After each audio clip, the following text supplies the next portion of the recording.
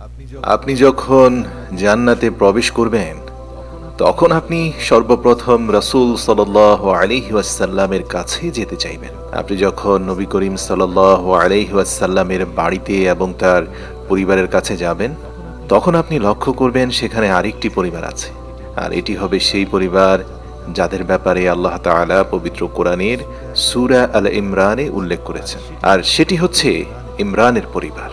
রাসূল সাল্লাল্লাহু আলাইহি ওয়াসাল্লাম বলেছেন, আল হাসান ওয়াল হুসাইন সাইয়্যিদা শাবাবি আহলিল জান্নাহ, অর্থাৎ হাসান এবং হুসাইন রাদিয়াল্লাহু তাআলা আনহুমা জান্নাতের যুবকদের সর্দার এবং তারা জান্নাতের সমস্ত যুবকদের নেতৃত্ব দেবেন। তিনি আরো বলেন, হাসান হুসাইন শুধুমাত্র দুইজন চাচাতো ভাই ছাড়া আর সকল যুবকদের সর্দার হবে।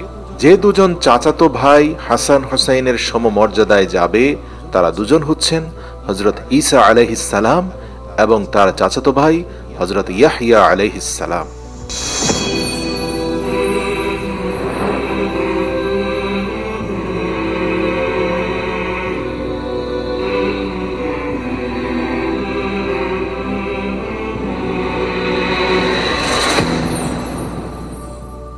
হাসান এবং হুসাইন রাদিয়াল্লাহু তাআলা আনহুমা এই দুই চাচাতো ভাই ছাড়া বাকি সমস্ত জান্নাতের যুবকদের সর্দার হবে।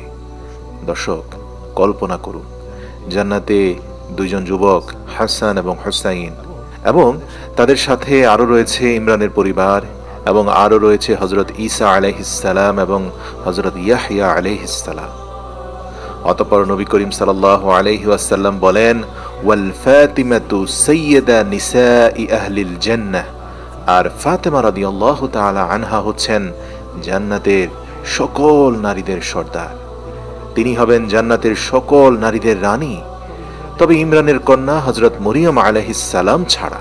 কারণ মনে রাখবেন, হযরত মরিয়ম আলাইহিস সালাম সম্পর্কে আল্লাহ তাআলা পবিত্র কোরআনে সূরা আল ইমরানের 42 নম্বর আয়াতে বলেছেন, আর স্মরণ করুন যখন ফেরেশতাগণ বলেছিল, হে মারিয়াম, নিশ্চয়ই আল্লাহ আপনাকে মনোনীত করেছেন এবং পবিত্র করেছেন, আর বিশ্বজগতের নারীগণের উপর আপনাকে শ্রেষ্ঠত্ব দান করে মনোনীত করেছেন, আর তাই জান্নাতের সর্বোচ্চ স্তরে যারা থাকবে তারা হচ্ছেন নবী করিম সাল্লাল্লাহু আলাইহি ওয়াসাল্লাম এর পরিবার, সম্ভ্রান্ত আহলে বাইত এবং ইমরানের পরিবার। তারাও নবী করিম সাল্লাল্লাহু আলাইহি ওয়াসাল্লামের পরিবারের সাথে একসাথে জান্নাতে থাকবে। নবী করিম সাল্লাল্লাহু আলাইহি ওয়াসাল্লাম বলেন, জান্নাতের নারীদের সর্দার হলেন মোট 4 জন নারী: হযরত মরিয়ম আলাইহিস সালাম, হযরত ফাতিমা রাদিয়াল্লাহু তাআলা আনহা, হযরত আসিয়া আলাইহিস সালাম এবং হযরত খাদিজা রাদিয়াল্লাহু তাআলা আনহা। এবং অবশ্যই নবী করিম সাল্লাল্লাহু আলাইহি ওয়াসাল্লাম তিনি যাদের সম্পর্কে বলেছেন তাদের প্রত্যেকেই অত্যন্ত দিনদার এবং ফরহেজগার। সুতরাং আপনি যখন হযরত ফাতিমা রাদিয়াল্লাহু তাআলা আনহার কথা বলবেন, সেক্ষেত্রে তিনি অন্য যে কোনো মানুষের চেয়ে নবী করিম সাল্লাল্লাহু আলাইহি ওয়াসাল্লামের সাথে বেশি সাদৃশ্যপূর্ণ ছিলেন।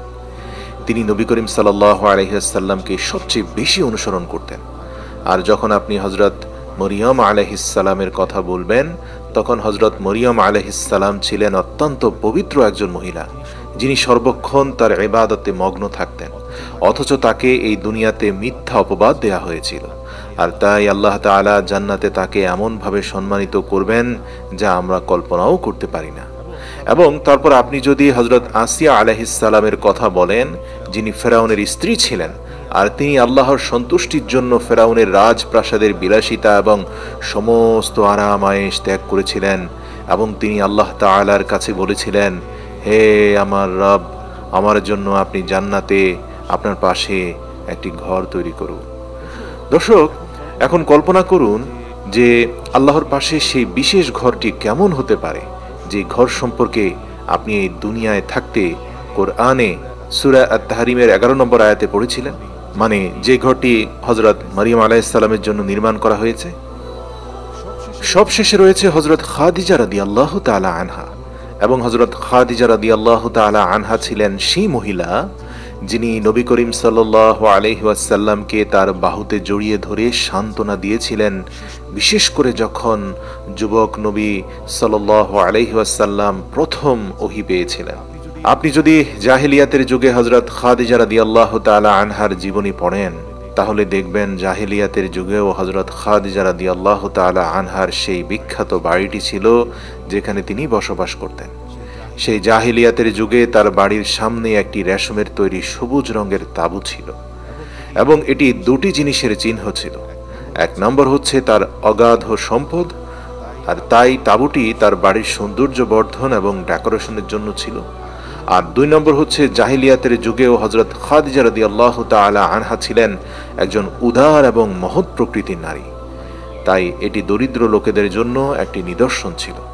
দরিদ্র লোকেরা এই চিহ্ন দেখে তার কাছে আসতো এবং তার কাছ থেকে দান ও সাহায্য গ্রহণ করত, এবং তিনি সেই সময়ে মক্কার দরিদ্র লোকেদের বিয়ের দেনমোহর পরিশোধ করে দিতেন।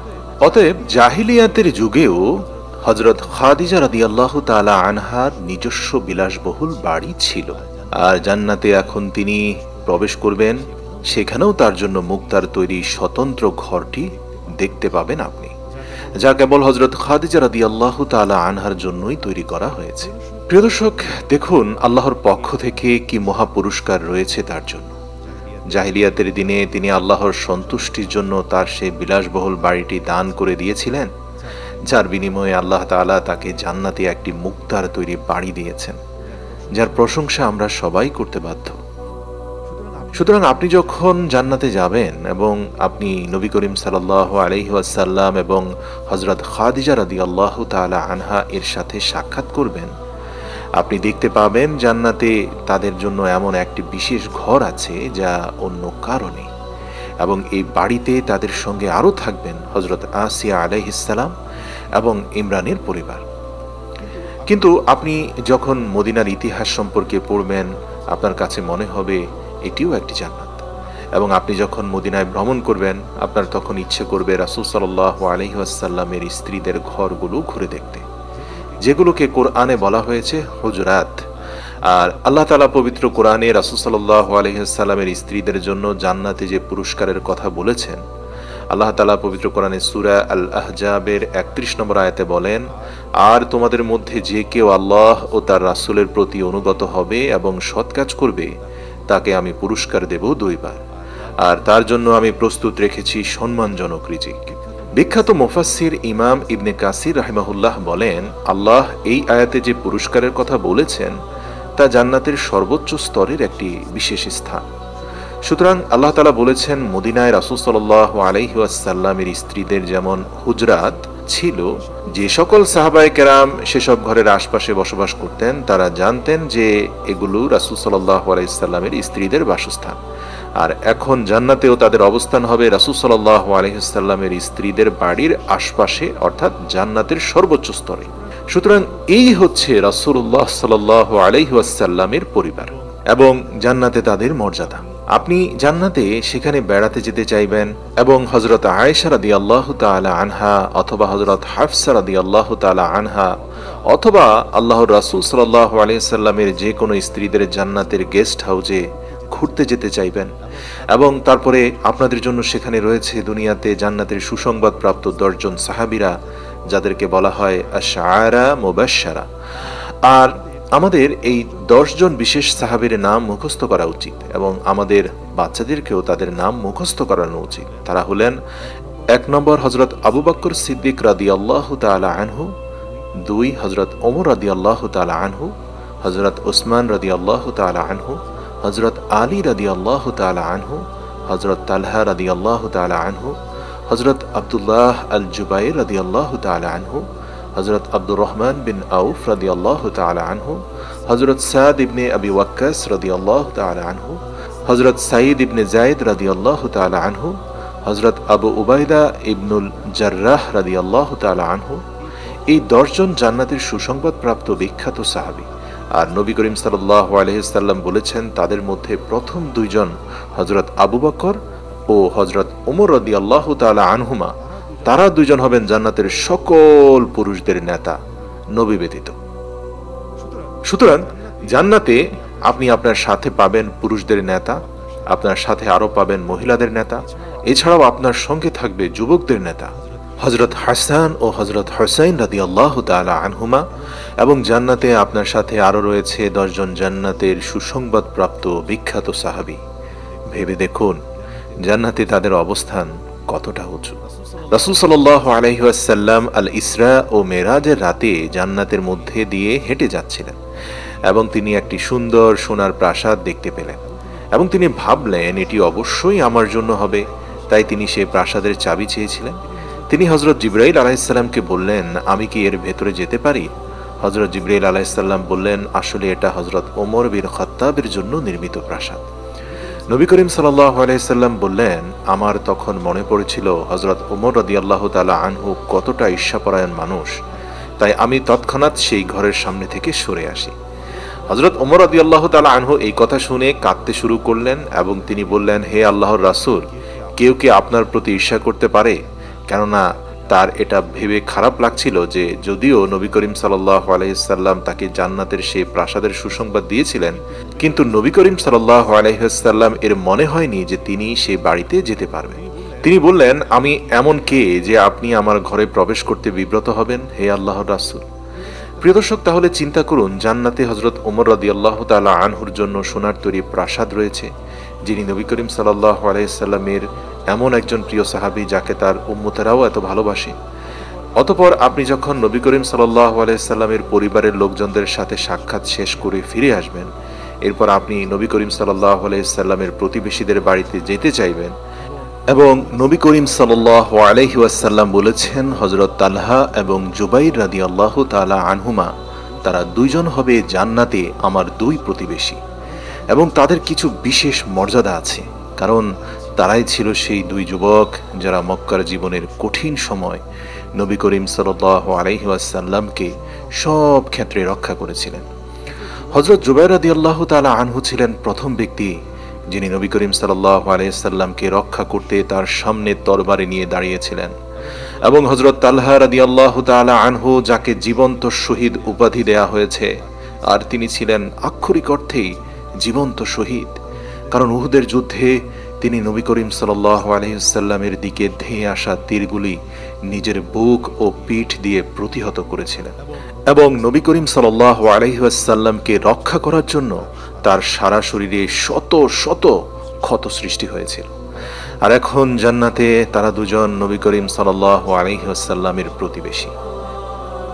এই সকল জান্নাতি ব্যক্তি ছাড়াও আল্লাহর রাসূল আরো বেশ কয়েকজন জান্নাতি ব্যক্তিদের নাম বলেছেন যাদের সাথেও আপনার দেখা হবে।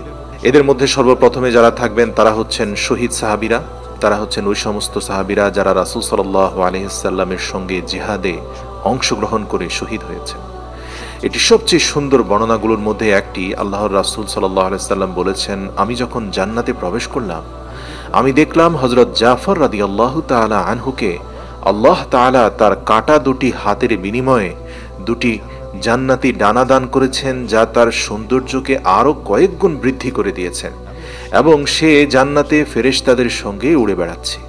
এবং তারপর তিনি বলেন, আমি যখন নিচের দিকে তাকালাম, আমি হামজা রাদিয়াল্লাহু তাআলা আনহুকে একটি পালঙ্কে হেলান দিয়ে বসে থাকতে দেখলাম। দর্শক, কল্পনা করুন, যখন শহীদদের সর্দার সৈয়দা হামজা রাদিয়াল্লাহু তাআলা আনহু জান্নাতে তার পালঙ্কে হেলান দিয়ে বসে আছেন এবং জাফর রাদিয়াল্লাহু তাআলা আনহু, যিনি জিহাদের ময়দানে তার দুটি হাত হারিয়েছেন এবং তারপরেও তিনি তার দাঁত দিয়ে কালেমার পতাকা কামড়ে ধরে রেখেছিলেন, আর এখন জান্নাতে তিনি ফেরেশতাদের সাথে উড়ে বেড়াচ্ছেন। তারপর রয়েছেন সৈয়দ ইবনে হারেসা রাদিয়াল্লাহু তাআলা আনহু, যিনি ছিলেন রাসূল সাল্লাল্লাহু আলাইহি ওয়াসাল্লামের প্রিয় পালক পুত্র। রাসূলুল্লাহ সাল্লাল্লাহু আলাইহি সাল্লাম বলেন, আমি জান্নাতে প্রবেশ করলাম এবং একটি সুন্দরী তরুণী আমাকে স্বাগত জানালো। আমি বললাম, তুমি কে? তোমাকে কার জন্য সৃষ্টি করা হয়েছে? সে বলল, আমি যায়েদ ইবনুল হারেসা রাদিয়াল্লাহু তাআলা আনহুর জন্য। এবং এরপর রয়েছে সাদ ইবনে মুআজ রাদিয়াল্লাহু তাআলা আনহু, যার ব্যাপারে নবী করিম সাল্লাল্লাহু আলাইহি সাল্লাম বলেছেন, সাদের আত্মা যখন ফিরে আসে তখন আল্লাহর আরশ আনন্দে কেঁপে ওঠে। একবার মহানবী সাল্লাল্লাহু আলাইহি ওয়াসাল্লাম একটি সুন্দর পোশাক পরেছিলেন, যা তাকে একজন বিদেশি রাজা উপহার দিয়েছিলেন। সাহাবারা সেটির দিকে মুগ্ধ দৃষ্টিতে তাকিয়েছিলেন। তখন রাসূল সাল্লাল্লাহু আলাইহি সাল্লাম বললেন, তোমরা কি এটাকে সুন্দর মনে করো? তিনি বলেন, সাহাবারা মাথা নাড়াতে থাকলো। তখন তিনি উত্তরে বললেন, আল্লাহর কসম, জান্নাতে সাদ বিন মুআজের রুমাল এই পোশাকের চেয়ে অনেক উত্তম, যা দিয়ে তোমরা তোমাদের নাক পরিষ্কার করো। আর সাদ ইবনে মুআজ রাদিয়াল্লাহু তাআলা আনহু, তার রুমালটি এত সুন্দর ছিল যে নবী করিম সাল্লাল্লাহু আলাইহি সাল্লাম বলেন, এটি তোমাদের দেখা দুনিয়ার যে কোনো পোশাকের চেয়ে সুন্দর। নবী করিম সাল্লাল্লাহু আলাইহি সাল্লাম একদিন একজন মায়ের কাছে আসলেন এবং তিনি ছিলেন হারিসা ইবনে সুরাকা রাদিয়াল্লাহু তাআলা আনহুর মা। হারিসা ইবনে সুরাকা, যিনি বদর যুদ্ধে তীরের আঘাতে শহীদ হওয়া যুবক সাহাবী, তার মা জিজ্ঞাসা করলেন, ইয়া রাসূলুল্লাহ, আমার ছেলে এখন কি অবস্থায় আছে? আমাকে বলুন। সে যদি জান্নাতে থাকে তাহলে আমি ধৈর্য ধরব, কিন্তু সে যদি জান্নাতে না থাকে তাহলে আমি শুধু কাঁদবো আর কাঁদবো। নবী করিম সাল্লাল্লাহু আলাইহি সাল্লাম বললেন, হে হারিসার মা, জান্নাতের শুধু একটি স্তর নেই, জান্নাতের অনেকগুলো স্তর রয়েছে, এবং আপনার ছেলে সে শুধু জান্নাতে পৌঁছেছে তাই নয়, আপনার ছেলে জান্নাতের সর্বোচ্চ স্তর জান্নাতুল ফিরদাউসে আছে। অতএব প্রিয় দর্শক, আপনি জান্নাতের সর্বোচ্চ স্তরে হারিসা বিন সুরাকাকে দেখতে পাবেন, যিনি বদর যুদ্ধে তীরবিদ্ধ হয়ে শহীদ হয়েছিলেন, এবং নবী করিম সাল্লাল্লাহু আলাইহি সাল্লাম বলেছেন যে তিনি জান্নাতুল ফিরদাউসে আছেন। আল্লাহ তাআলা আমাদেরকেও সেই স্থান দান করুক, আমিন। অতঃপর আপনারা জানেন যে নবী করিম সাল্লাল্লাহু আলাইহি সাল্লাম গভীর রাতে মদিনায় ঘুরে বেড়াতেন এবং তার সাহাবাদের তেলাওয়াত শুনতেন। রাসূলুল্লাহ সাল্লাল্লাহু আলাইহি সাল্লাম বলেন, আমি যখন জান্নাতে প্রবেশ করলাম তখন আমি একজনকে কোরআন তেলাওয়াত করতে শুনলাম। আমি বললাম, ওটা কে? এই সুন্দর কণ্ঠটা কার? কল্পনা করুন, আপনি জান্নাতের গলিতে হাঁটছেন এবং আপনি সুললিত কণ্ঠের কোরআন তেলাওয়াত শুনতে পাচ্ছেন। এবং রাসূলুল্লাহ সাল্লাল্লাহু আলাইহি সাল্লামকে বলা হলো, এ হচ্ছে হারিস ইবনে নুমান রাদিয়াল্লাহু তাআলা আনহু, যিনি ছিলেন অত্যন্ত ধার্মিক একজন সাহাবী, এবং নবী করিম সাল্লাল্লাহু আলাইহি সাল্লাম বলেছেন, নিঃসন্দেহে ইনি একজন ধার্মিক ব্যক্তি, নিঃসন্দেহে ইনি একজন ধার্মিক ব্যক্তি। আল্লাহর রাসূল এ কথা দুইবার বললেন। সুতরাং আপনি জান্নাতে কিছু সাহাবার কোরআন তেলাওয়াতও শুনতে পারবেন। জান্নাতের পরের শ্রেণী হলো গুরুত্বের সাথে সত্য অন্বেষণকারীরা, যাদের জন্য নবী করিম সাল্লাল্লাহু আলাইহি সাল্লাম জান্নাতের উচ্চ পদের কথা উল্লেখ করেছেন। তাদের মধ্যে প্রথম সারির মধ্যে রয়েছেন আব্দুল্লাহ ইবনে সালাম রাদিয়াল্লাহু তাআলা আনহু, যিনি ছিলেন মদিনার সেই বিখ্যাত রাবাই, অর্থাৎ ইয়াহুদীদের স্কলার ছিলেন পূর্বে, যিনি আল্লাহর রাসূল সাল্লাল্লাহু আলাইহি সাল্লাম মদিনায় আসার সাথে সাথে ইসলাম গ্রহণ করেছিলেন। রাসূল সাল্লাল্লাহু আলাইহি সাল্লাম বলেছেন, আব্দুল্লাহ বিন সালাম হবে জান্নাতে প্রবেশকারী প্রথম 10 জন ব্যক্তির মধ্যে 10ম ব্যক্তি। সুবহানাল্লাহ। প্রিয় দর্শক, চিন্তা করে দেখুন, জান্নাতে প্রবেশকারী প্রথম 10 জন ব্যক্তির একজন হলেন এই আব্দুল্লাহ ইবনে সালাম রাদিয়াল্লাহু তাআলা আনহু, যিনি প্রাক্তন ইয়াহুদীর আবাই ছিলেন। আল্লাহু আকবার। নবী করিম সাল্লাল্লাহু আলাইহি সাল্লাম তাকে বিভিন্ন সময় একাধিকবার জান্নাতের সুসংবাদ দিয়েছেন। এরপর আপনারা জান্নাতে পাবেন এমন লোকদেরকে যারা আল্লাহর একত্ববাদকে গ্রহণ করেছিল, কিন্তু তারা নবীর দাওয়াতের মিশনে তার সঙ্গী হওয়ার জন্য সেই সুযোগ পায়নি, তার আগেই বিদায় নিয়েছে। আল্লাহ রাসূল বলেন, আমি জান্নাতে প্রবেশ করলাম এবং দেখলাম যে জায়েদ ইবনে আমর ইবনে নুফাইলের জান্নাতে 2টি স্তর রয়েছে এবং সেখানে সে একাকী অবস্থান করছে। আপনি কি এমন কাউকে কল্পনা করতে পারেন যে নিজের জন্য জান্নাতের 2টি স্তর লাভ করেছে? কিছু আলেম বলেছেন এটা এই কারণে যে তিনি হযরত ইব্রাহিম আলাইহিস সালামের উপর ঈমান এনেছিলেন এবং তারপর তিনি মুহাম্মদ সাল্লাল্লাহু আলাইহি সাল্লামের উপরও ঈমান এনেছিলেন, এমনকি মুহাম্মদ সাল্লাল্লাহু আলাইহি সাল্লাম নবী হওয়ার আগেই। প্রিয় দর্শক, চিন্তা করছেন কার কথা বলছি? এখানে আমরা যার কথা বলছি তিনি হচ্ছেন ওয়ারাকা বিন নাওফাল রাদিয়াল্লাহু তাআলা আনহু, যিনি একজন অতিশয় বৃদ্ধ মানুষ ছিলেন। যখন রাসূল সাল্লাল্লাহু আলাইহি ওয়াসাল্লামের উপর প্রথম ওহী নাজিল হয় এবং যখন প্রথমবার ওহী নাজিল হওয়ার পর হযরত খাদিজা রাদিয়াল্লাহু তাআলা আনহা রাসূল সাল্লাল্লাহু আলাইহি সাল্লামকে নিয়ে ওয়ারাকা বিন নাওফাল এর কাছে গিয়েছিলেন, তিনি তখন রাসূল সাল্লাল্লাহু আলাইহি সাল্লামের নবী হওয়ার ব্যাপারে নিশ্চিত তথ্য দিয়েছিলেন।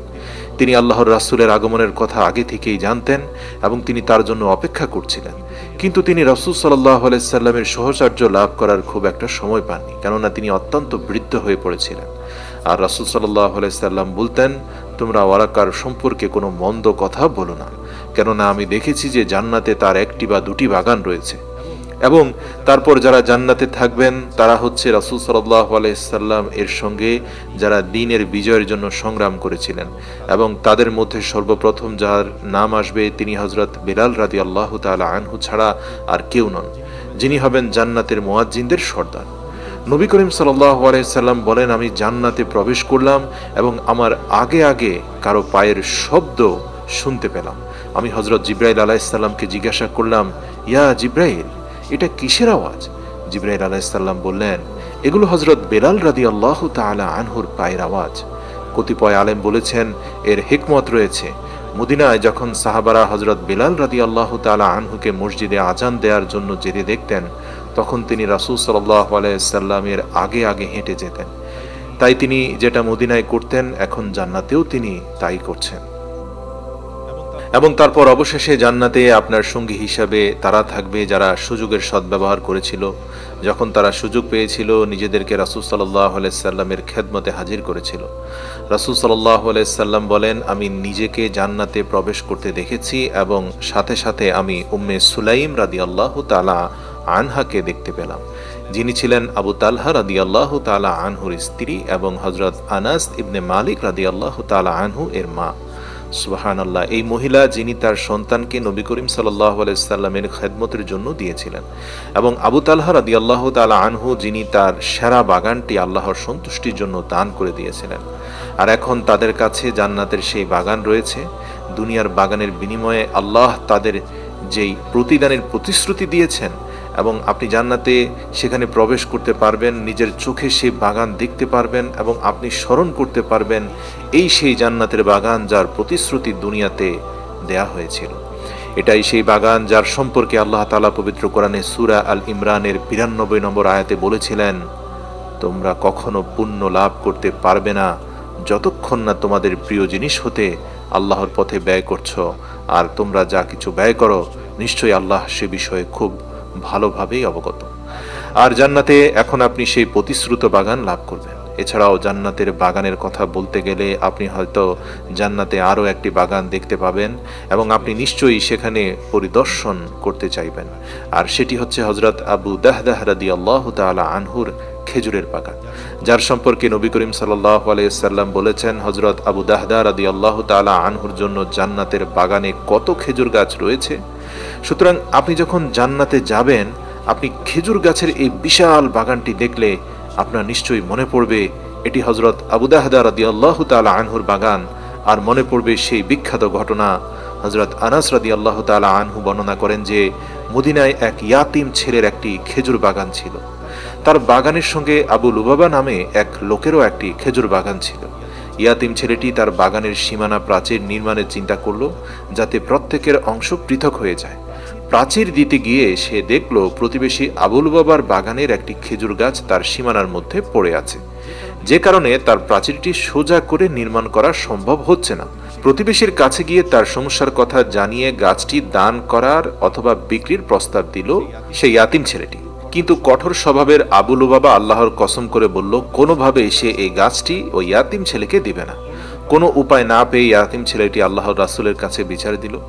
পুরো ঘটনা শুনে আল্লাহর রাসূল আবু লুবাবাকে বললেন যে জান্নাতে তোমার জন্য এরকম আরেকটি গাছ থাকবে, তুমি তা এই ইয়াতিম শিশুকে দান করে দাও। সবাই ভেবেছিল আবু লুবাবা এই চমৎকার সুযোগ গ্রহণ করে নেবে, কিন্তু সে নেয়নি। আসলে আবু লুবাবা সম্পর্কে যা জানা যায়, এই ব্যক্তি নামে মুসলমান ছিল, মানে কালেমা পড়েছিল, কিন্তু ভিতরগত একজন মুনাফিক ছিল। যাই হোক, আল্লাহর রাসূলের এই হাদিস তার অন্তর গোলাতে পারেনি। আল্লাহর রাসূল তাকে বলেছিলেন, এর বিনিময়ে তোমাকে দ্বিগুণ অর্থ দিব, প্রয়োজনে ওই জমিটা তুমি বিক্রি করে দাও, কিন্তু কোনো কিছুতেই সে রাজি হচ্ছিল না। হযরত আবু দাহদা বিশ্বনবীর কথাগুলো দূর থেকে শুনছিলেন। তিনি ভাবলেন, এই ক্ষণস্থায়ী দুনিয়ায় কি হবে? পরকালের চিরস্থায়ী জীবনের কাছে এই দুনিয়া তুচ্ছ, বরং যদি জান্নাতে একটি খেজুর গাছ পাওয়া যায় তাহলে আর কি চাই। তিনি বিশ্বনবীকে বললেন, হে আল্লাহর রাসূল, আপনি জান্নাতে যে খেজুর গাছের কথা বললেন, এটা কি শুধু আবু লুবাবার জন্যই নির্ধারিত, নাকি আমি যদি ওই গাছটা আবু লুবাবা থেকে কোনোভাবে ক্রয় করে সেই ইয়াতিমকে দান করে দেই, তাহলে আমার জন্য কি জান্নাতে একটা খেজুর গাছ পাওয়া যাবে? রাসূল সাল্লাল্লাহু আলাইহি সাল্লাম বললেন, হ্যাঁ, তোমার জন্য জান্নাতে খেজুর গাছ থাকবে। আবু দাহদা ওই ব্যক্তিকে সম্বোধন করে বললেন, হে আবু লুবাবা, শোনো, তুমি আমার বাগান সম্পর্কে অবগত আছো, যেখানে 600 খেজুর গাছ আছে, সঙ্গে ঘর ও একটি কূপও আছে। মুনাফিক আবু লুবাবা এ কথা শুনে বলল, মদিনাতে তোমার এই আকর্ষণীয় বাগান সম্পর্কে জানে না এমন কেউ কি আছে নাকি? তখন আবু দাহদা বললেন, তাহলে তুমি আমার ওই সম্পূর্ণ বাগান গ্রহণ করে তোমার ওই একটি খেজুর গাছ এই ইয়াতিমকে দিয়ে দাও। আবু লুবাবা তার এ কথা বিশ্বাস করতে পারছিল না। সে আবু দাহদা রাদিয়াল্লাহু তাআলা আনহুর দিকে তাকালো, তারপর লোকজনের দিকে তাকিয়ে বলল, এই তোমরা লক্ষ্য করছো আবু দাহদা কি বলছে? লোকজন তখন তার কথার ব্যাপারে সাক্ষী হলো। তখন আবু লুবাবা বলল, হ্যাঁ, আমি তোমার খেজুর গাছের বাগান গ্রহণ করলাম এবং ওই খেজুর গাছটি তোমাকে দিয়ে দিলাম। হযরত আবু দাহদা যখন ওই খেজুর গাছের মালিক হয়ে গেলেন, তখন ওই ইয়াতিমকে বললেন, এখন থেকে ওই খেজুর গাছটি তোমার, আমি তা তোমাকে উপহার দিলাম। এখন তোমার বাগানের প্রাচীর সোজা করতে আর কোনো বাধা নেই। এবার হযরত আবু দাহদা রাদিয়াল্লাহু তাআলা আনহু বিশ্বনবীর দিকে তাকিয়ে বললেন, হে আল্লাহর রাসূল সাল্লাল্লাহু আলাইহি ওয়াসাল্লাম, এখন আমি কি জান্নাতে খেজুর গাছের মালিক হলাম? রাসূল সাল্লাল্লাহু আলাইহি ওয়াসাল্লাম বললেন, আবু দাহদার জন্য জান্নাতে এখন কত বিশাল খেজুরের বাগান অপেক্ষা করছে। সুবহানাল্লাহ। আল্লাহ রাসূল এই একটি কথা একবার নয় বরং বারবার খুশি হয়ে বলছিলেন একই কথা, আবু দাহদার জন্য কত সুন্দরী একটা খেজুরের বাগান অপেক্ষা করছে। অবশেষে হযরত আবু দাহদা রাদিয়াল্লাহু তাআলা আনহু জান্নাতের বাগানের সুসংবাদ নিয়ে সেখান থেকে বের হয়ে নিজের বর্তমান বাগানের দরজায় গিয়ে স্ত্রীকে ডাক দিলেন, হে উম্মে দাহদা। হযরত উম্মে দাহদা রাদিয়াল্লাহু তাআলা আনহা অত্যন্ত অবাক হলেন। তিনি অবাক হয়ে বললেন, আপনি বাগানের বাইরে থেকে দরজার বাইরে দাঁড়িয়ে আছেন কেন? ভেতরে আসছেন না কেন? কিন্তু আবু দাহদা বাইরে দাঁড়িয়েই ভেতরে প্রবেশ না করে বারবার একই আওয়াজ করতে থাকলো, হে উম্মে দাহদা। উত্তরে তিনি বললেন, আমি উপস্থিত হে আবু দাহদা। এরপর আবু দাহদা স্ত্রীকে লক্ষ্য করে বললেন, বাচ্চাদেরকে নিয়ে এ বাগান থেকে বের হয়ে আসো। উম্মে দাহদা বললেন, আমি বাগান হতে বের হয়ে আসব কেন? তিনি বললেন, হ্যাঁ, আমি এ বাগান বিক্রি করে দিয়েছি। উম্মে দাহদা কিছুটা অবাক হয়ে বললেন, আপনি কার নিকট এত সুন্দর বাগান বিক্রি করেছেন? কে কত দাম দিয়ে এটা ক্রয় করেছে? হযরত আবু দাহদা বললেন, আমি জান্নাতে একটি খেজুর গাছের বিনিময়ে তা বিক্রি করে দিয়েছি। উম্মে দাহদা বললেন, আল্লাহু আকবার, হে আবু দাহদা, আপনি অত্যন্ত লাভজনক ব্যবসা করেছেন। সুবহানাল্লাহ। প্রিয় দর্শক, এবার আপনি নিশ্চয়ই জান্নাতে সেই আন্তরিকভাবে সুযোগ অন্বেষণকারীদের সাথেও দেখা করতে চাইবেন যারা জান্নাতে আশ্চর্যজনক পুরস্কারের আশায় নিজে থেকেই রাসূলের কাছে জান্নাত চেয়ে নিয়েছিলেন। বিশেষ করে যখনই আল্লাহর রাসূল থেকে এরকম অফার আসতো যে কোনো কিছুর বিনিময়ে তারা জান্নাত পেয়ে যাবে, তখন তারা সাথে সাথে দুনিয়ার সম্পত্তির বিনিময়ে তা লুফে নিত। উকাশা রাদিয়াল্লাহু তাআলা আনহু একদিন নবী করিম সাল্লাল্লাহু আলাইহি ওয়াসাল্লামের মুখ থেকে শুনেছিলেন যে কিয়ামতের দিন ৭০,০০০ মানুষ কোনো প্রকার হিসেব ছাড়াই এবং কোনো প্রকার শাস্তি ছাড়াই জান্নাতে প্রবেশ করবে। তখন তিনি বললেন, ইয়া রাসূলুল্লাহ, আমার জন্য দোয়া করুন যেন আমিও তাদের মধ্যে থাকতে পারি। নবী করিম সাল্লাল্লাহু আলাইহি সাল্লাম বললেন, আনতা মিনহুম, তুমি তাদের মধ্যে আছো। তখন আর একজন বলল, ইয়া রাসূলুল্লাহ, আমার কি হবে? রাসূল সাল্লাল্লাহু আলাইহি সাল্লাম বললেন, উকাশা তোমাকে হারিয়ে দিয়েছে, সে এই সুযোগ আগেই নিয়ে ফেলেছে। অতএব উকাশা রাদিয়াল্লাহু তাআলা আনহু জান্নাতে সেই সব উচ্চ মর্যাদা সম্পন্ন লোকদের মধ্যে থাকবে যাদেরকে বিনা হিসাবে জান্নাত দেওয়া হবে। ইনশাআল্লাহ আমরাও তাদের মধ্যে থাকার আকাঙ্ক্ষা করতে পারি এবং সেজন্য কঠোর পরিশ্রমে নিজেকে এখনই নিয়োজিত করতে পারি। এমন একজন মহিলা আছে যার সাথে আপনি জান্নাতে দেখা করতে চাইবেন। আপনাদের কি মৃগী রোগে আক্রান্ত সেই মহিলা সাহাবীর কথা মনে আছে, যার খিঁচুনি রোগ ছিল এবং যখন তার খিঁচুনি হতো তখন তার হিজাব খুলে যেত এবং তিনি নবী করিম সাল্লাল্লাহু আলাইহি সাল্লামের কাছে এসেছিলেন এবং তিনি ছিলেন একজন অপরিচিত আবিসিনিয়ার মহিলা। তিনি বললেন, ইয়া রাসূলুল্লাহ, আমার মাঝে মাঝে খিঁচুনি হয় এবং খিঁচুনির সময় আমার হিজাব খুলে যায়, আমার সতর উন্মুক্ত হয়ে পড়ে। আপনি কি আল্লাহর কাছে আমার জন্য দোয়া করবেন যাতে তিনি আমাকে সুস্থ করে দেন? নবী করিম সাল্লাল্লাহু আলাইহি সাল্লাম বললেন, শোনো হে নারী, আমি তোমার জন্য দোয়া করতে পারি আর তুমি সুস্থ হয়ে যাবে, তবে তুমি যদি ধৈর্য ধরতে পারো তাহলে তোমার জন্য জান্নাতের নিশ্চয়তা রয়েছে। সেই নারী বলল, ইয়া রাসূলুল্লাহ সাল্লাল্লাহু আলাইহি ওয়াসাল্লাম, যদি তাই হয় তাহলে আমি জান্নাতের নিশ্চয়তা চাই, কিন্তু আপনি কি আল্লাহর কাছে দোয়া করতে পারবেন যে অন্তত যখন আমার খিঁচুনি হয় তখন যেন আমার সতর উন্মুক্ত হয়ে না যায়? সুবহানাল্লাহ। দর্শক, চিন্তা করুন এই নারী, সে তার হিজাবের প্রতি কত যত্নশীল, এমনকি সে তার অসুস্থতার বিনিময়ে তার জন্য জান্নাতের নিশ্চয়তা চায়। নবী করিম সাল্লাল্লাহু আলাইহি সাল্লাম বললেন, ঠিক আছে, তোমার জন্য তাই হবে।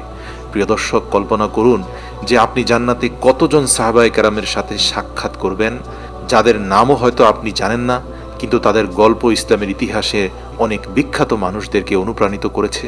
এখন নিজেকে প্রশ্ন করুন, জান্নাতে তাদের প্রতিবেশী হওয়ার জন্য আপনার প্রস্তুতি কতটুকু? ইয়া আইয়াতুহান নাফসুল মুতমাইন্নাহ